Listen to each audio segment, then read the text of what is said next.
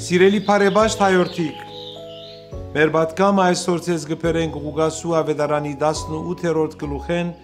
6-7-րդ համարներուն նվիրված, որտեղ անդրադարձ կունենանք, թե ինչպես անիրավ թադավորը իր մեջ զգաց նաև քութի շարժումը։ Եթե անիրավին քութը շարժեցավ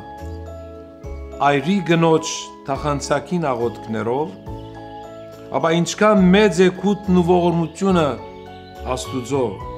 եթե անշուշտ աղոթքով գտիմենք առասված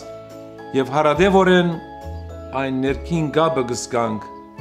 արարչին հետ։ Դերը համբերող է և գլսե բոլորիս աղոթքի ձայնը և անդարագույս կպատասխանե մեր խնդրանքներուն, ոչ անպայմանորեն սակայն մեր իմացածին պես, քանզի մեր աղոթքի իմաստը կգործվի,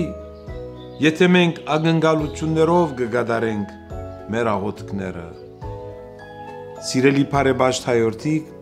ահա այս գիտակցությամբ նաև դուք կատարեք ձեր հոգու պարտքը աղոթքն առ Աստված, և Աստված կպատասխանե